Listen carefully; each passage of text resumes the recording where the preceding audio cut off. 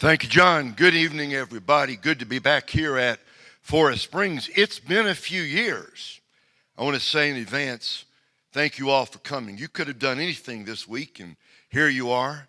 Spent your time and your money to come to Forest Springs. It's obviously going to be an incredible week. Just watching that about John Bunyan and Pilgrim's Progress, the stories. Well, here's what I'm going to do. We're going to be talking about stories in all of my sessions this week.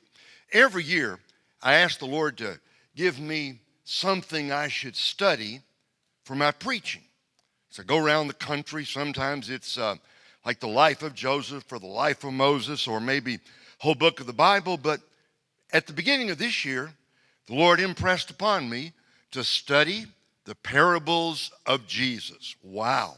What an amazing study that is. And I've been working on that, thinking about them, praying about them. And the series this week is called Stories Jesus Still Tells Today. So let me tell you how we're going to do this.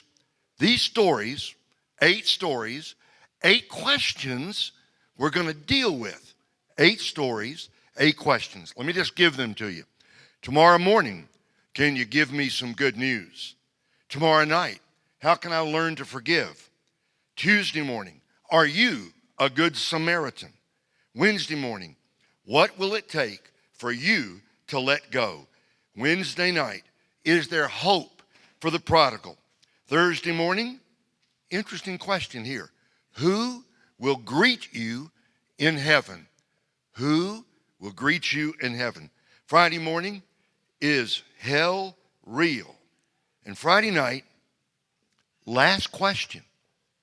Do you know what time it is?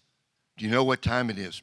When Al Mohler from Southern Seminary wrote his book on the parables, he said, these are stories kids can understand, but they're stories that explode. He said the parables of Jesus are like hand grenades. You're going into the story, and suddenly they explode in a way you didn't expect. And you know what? Tomorrow morning, one's going to explode. Tomorrow night, another one's going to explode. You're going to be surprised at how the words of Jesus speak to us today. So that's our study. We're going to be with the kids and with the adults, stories from the Bible all week long. In my part of it, stories Jesus still tells today. And we're going to start tomorrow morning with a good one. Can you give me some good news? See you right here tomorrow morning.